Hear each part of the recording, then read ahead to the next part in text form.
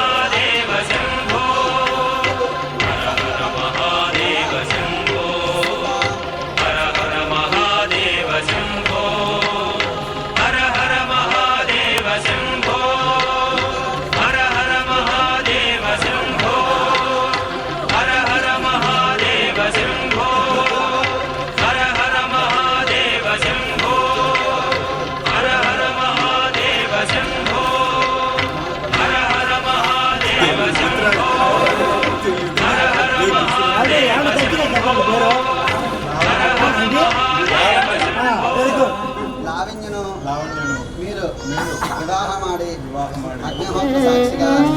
గృహస్థాశ్రమంలో అడుగుపెట్టి కాశీయాత్ర ప్రయాణం తప్ప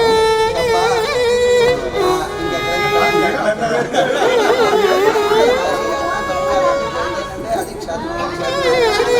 బ్రహ్మగారు కాశీ రూమ్ అడిగామండి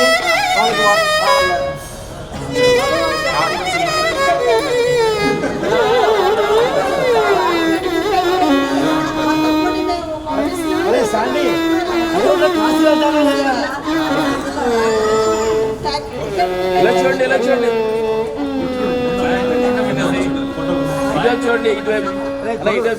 చంద్రచూడ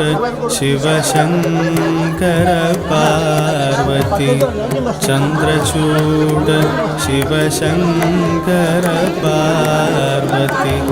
రమణ నినకే చంద్రచూడ శివశంకర పార్వతి రమణ నినకే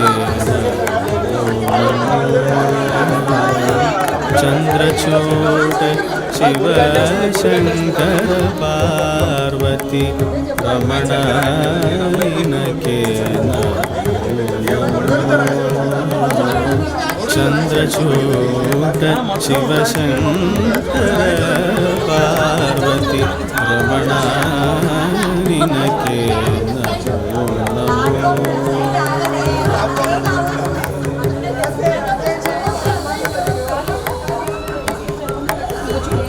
సుందరతర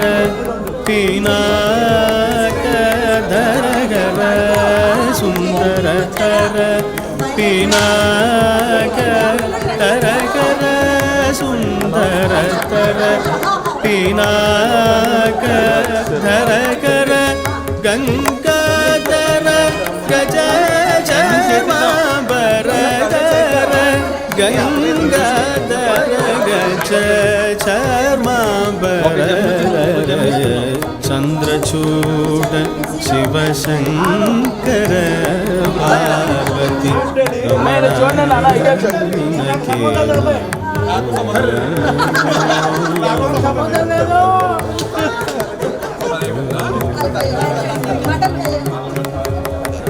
దరకే దక్షిణ కావేరి దరకే దక్షిణ కావేరి కుంభపురవాస పట్టుకొని చూడండి కరదళి వీణయ గానవ ಮಾಡುವ ಪುರಗಭೂಷಣನು ನೀನೆ ಕೊರಳಲಿ ಬಸಿ ಮರುದ್ರಾಕ್ಷಮು ಧರಿಸಿತ ಪರಮ ವೈಷ್ಣವನು ನೀನೆ ಗರುಡ ಗಮನ ನಮ್ಮ ಪುರಂದರ ವಿಠಲನ ಗರುಡ ಗಮನ ನಮ್ಮ ಪುರಂದರ ವಿಠಲನ ಪ್ರಾಣ ಪ್ರಿಯನು ನೀ ಗರುಡ ಗಮನ ನಮ್ಮ ಪುರಂದರ ವಿಠಲನ ಪ್ರಾಣ ಪ್ರಿಯನು ನೀ ಚಂದ್ರಚೂಡ ಶಿವಶಂಕರ ಪಾರ್ವತಿ ರಮಣ ನಿನಗೆ ರಮಣ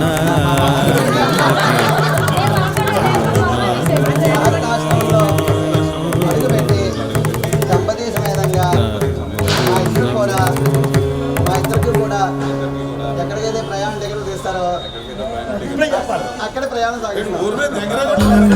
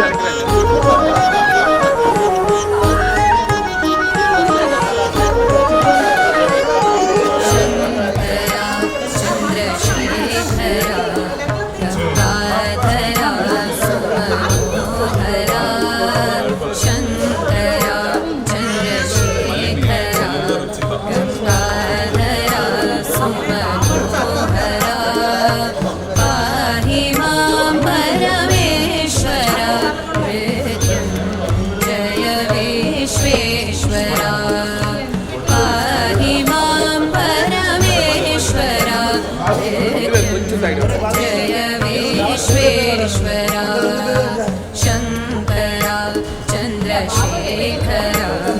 गङ्गाधरा सुमनोहरा पाहि मां परमेश्वरा जय विश्वेश्वरा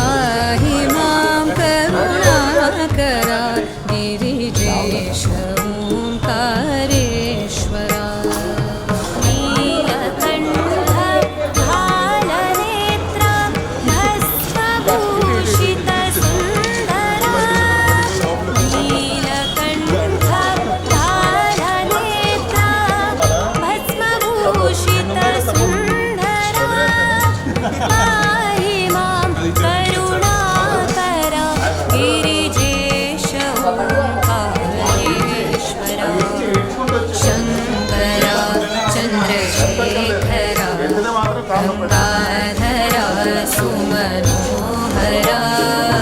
पाहि मां परमेश्वरा मृत्युञ्जय विश्वेश्वरा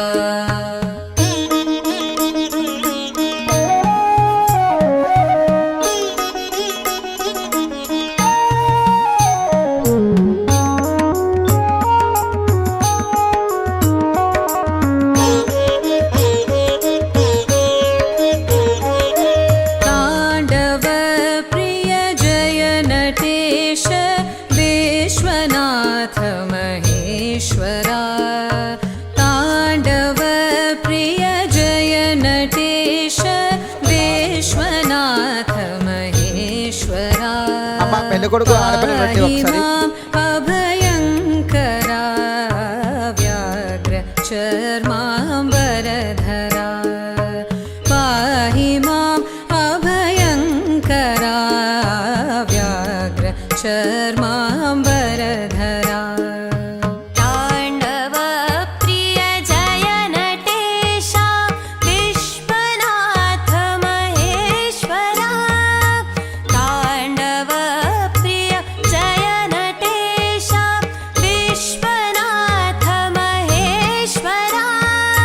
पाहि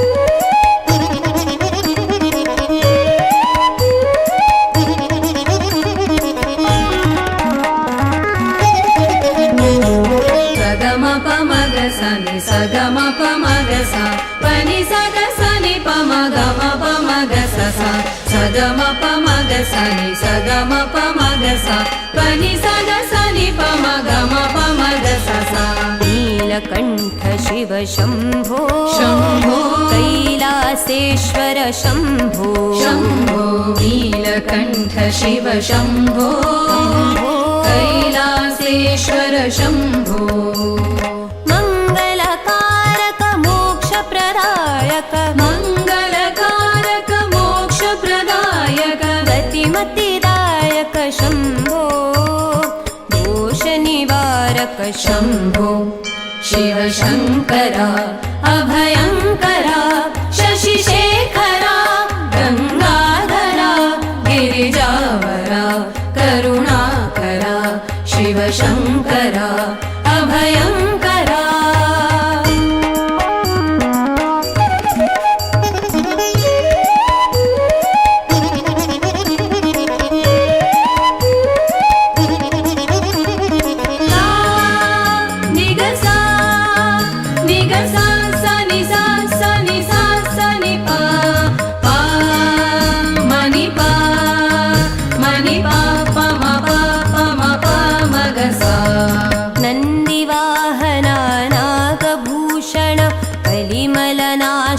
शुभद शिव नन्दिवाहना नागभूषण कलिमलनाशन शुभद शिव पुरुष पुरातन ब्रह्म सनातन पुरुष पुरातन ब्रह्म सनातन स्वानन्दामृतमत्त शिव रिपुगणसूदक सुखद शिव शिव शङ्करा अभयङ्करा शशिशेखरा गङ्गाधरा गिरिजावरा करुणाकरा शिव शङ्करा अभयङ्करा शशिशेखरा गङ्गाधरा गिरिजावरा करुणाकरा शिव शङ्करा अभयङ्करा शिव शङ्करा गङ्गाधरा शिव शङ्करा करुणाकरा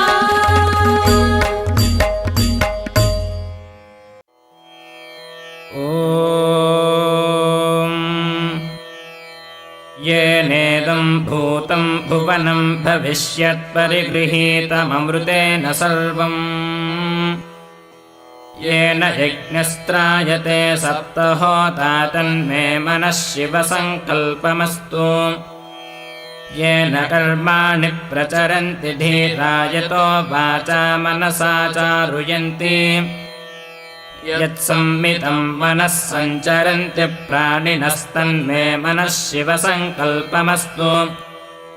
येन कर्माण्यपसो मनीषिणो यज्ञे शृण्वन्ति विदधेषु धीराः यदपूर्वं यक्षमन्तं प्रजानान् तन्मे मनः शिवसङ्कल्पमस्तु यत्प्रज्ञानमुत चेतो धृतिश्च यज्ज्योतिरन्तरमृतं प्रजासु यस्मान्न ऋते किञ्चन कर्म क्रियते तन्मे मनः शिवसङ्कल्पमस्तु तुषारथिरश्वानि वयं मनुष्यान् मे नियुते पशुभिर्वाजिनीवान् हृत्प्रविष्टै यदचरय्यविष्ठन् तन्मे मनः शिवसङ्कल्पमस्तु यस्मिन् रुचः सामयजोगुंषि यस्मिन् प्रतिष्ठा रशनाभाविभाराः यस्मिग्गश्चित्तगुं सर्वमोदं प्रजानान् तन्मे मनः शिवसङ्कल्पमस्तु यदत्र षष्ठं त्रिशतगुं सुवीर्यै यज्ञस्य गुह्यन्नवनावमाय्यम् दश पञ्च त्रिपुंशतं यत्परं तन्मे मनः शिवसङ्कल्पमस्तु यज्जाग्रतो दूरमुदैति सर्वं तत्सुप्तस्य तथैवेति दूरङ्गमं ज्योतिषां ज्योतिरेकं तन्मे मनः शिवसङ्कल्पमस्तु येनेदं विश्वं जगतो बभूव ये देवापि महतो जातवेदाः तदेवाग्निस्तद्वायुस्तत्सूर्यस्तदु चन्द्रमास्तन्मे मनः शिवसङ्कल्पमस्तु येन द्यौः पृथिवी चान्तरिक्षं च ये पर्वताः प्रदिशो दिशश्च तेनेदं जगद्व्याप्तं प्रजानां तन्मे मनः शिवसङ्कल्पमस्तु ये मनोहृदये ये च देवा ये दिव्यापो ये सूर्यरश्मिः ते श्रोत्रे चक्षुषी सञ्चरन्तं तन्मे मनः शिवसङ्कल्पमस्तु अचिन्त्यं च प्रमेयं च व्यक्ताव्यक्तपरं च यत् सूक्ष्मात् सूक्ष्मतरं ज्ञेयं तन्मे मनः शिवसङ्कल्पमस्तु एका च दशशतं च सहस्रं चायुतं च नियुतं च प्रयुतं चार्बुदं च न्यर्बुदं च तन्मे मनः शिवसङ्कल्पमस्तु ये पञ्चदशशतगुं सहस्रमयुतं न्यर्बुदं च ते अग्निचित्तेष्टकास्तागुं शरीरं तन्मे मनः शिवसङ्कल्पमस्तु वेदाहमेतं पुरुषं महान्तमादित्यवर्णं तमसः परस्तात् यस्य योनिं परिपश्यन्ति धीरास्तन्मे मनः शिवसङ्कल्पमस्तु यस्यैतं धीराः पुनन्ति कवयो ब्रह्माणमेतन्पावृणुतमिन्दुम् स्थावरं जङ्गमं द्यौराकाशं तन्मे मनः शिवसङ्कल्पमस्तु परात्परतरं चैव तत्पराच्चैव यत्परम् यत्परात्परतो ज्ञेयं तन्मे मनः शिवसङ्कल्पमस्तु परात्परतरं ब्रह्म तत्परात्परतो हरिः यत्परात्परतो धीशं तन्मे मनः शिवसङ्कल्पमस्तु या वेदादिषु गायत्री सर्वव्यापी महेश्वरी ऋग्यजुस्सामाथर्वैश्च तन्मे मनः शिवसङ्कल्पमस्तु यो वै देवं महादेवं प्रयुतः प्रणवः शुचिः यः सर्वे सर्ववेदाश्च तन्मे मनः शिवसङ्कल्पमस्तु प्रयुतः प्रणवोङ्कारं प्रणवं पुरुषोत्तमम्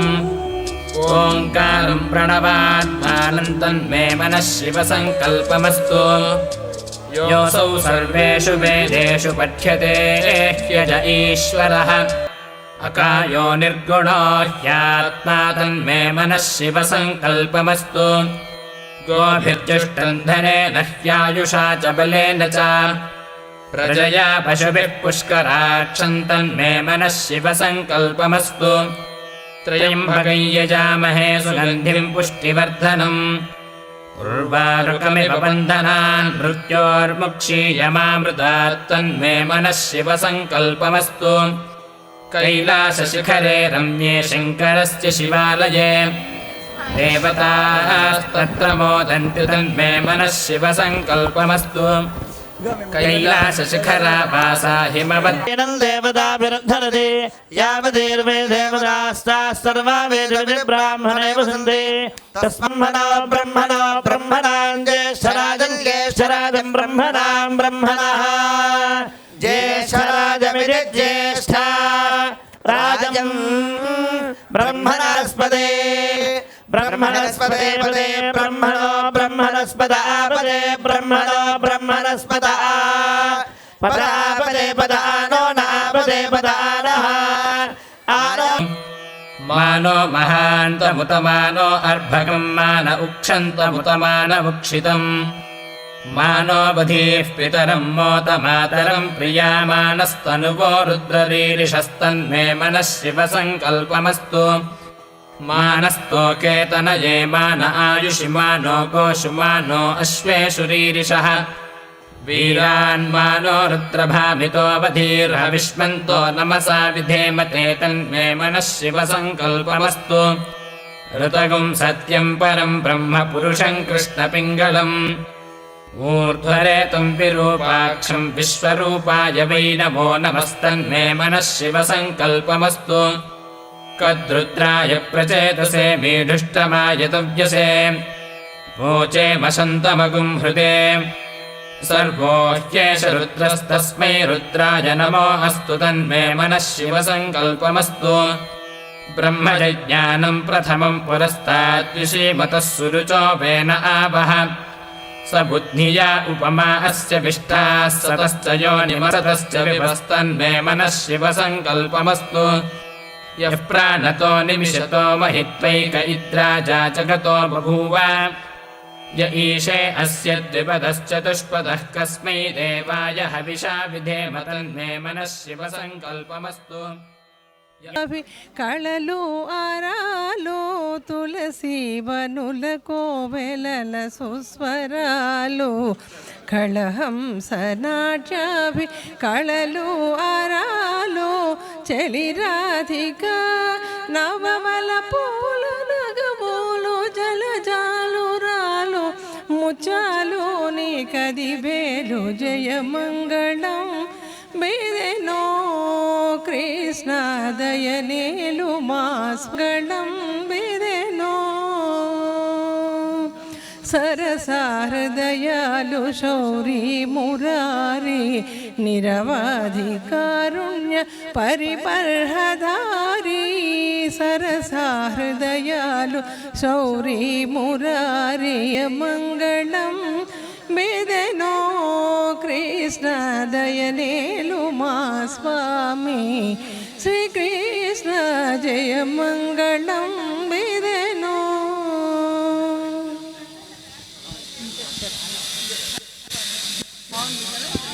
आत्मदा बलदा यस्य विश्व उपासते प्रशिशय्यस्य देवाः यस्य छायामृतं यस्य मृत्युः कस्मै देवाय हविषा विधेम तन्मे मनः शिवसङ्कल्पमस्तु गन्धद्वारान्तुराधर्षान् नित्यपुष्टाङ्करीषिणीम् పదే మంగళం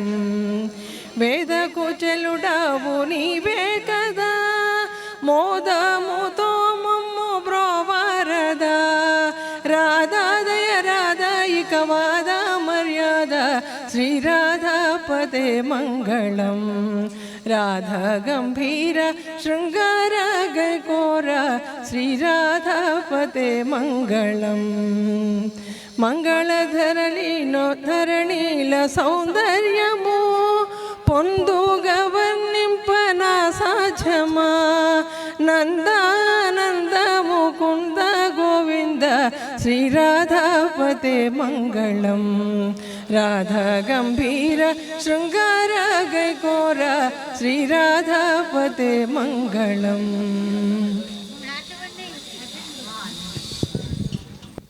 ईश्वरीगुं सर्वभूतानां तामिहोपह्वये श्रियं तन्मे मनः शिवसङ्कल्पमस्तु यो रुद्रो अग्नौ यो अप्सु यो ओषधीषु यो रुद्रो विश्वा भुवना विवेश तस्मै रुद्राय नमो अस्तु तन्मे मनः शिवसङ्कल्पमस्तु नमकञ्चमकञ्चैव पुरुषसूक्तं च यद्विदुः महादेवेन तत्तुल्यं तन्मे मनः शिवसङ्कल्पमस्तु य इदगुं शिवसङ्कल्पगुं सदा ध्यायन्ति ब्राह्मणाः ते परं मोक्षं गमिष्यन्ति तन्मे मनः शिवसङ्कल्पमस्तु ॐ शान्तिः शान्तिः शान्तिः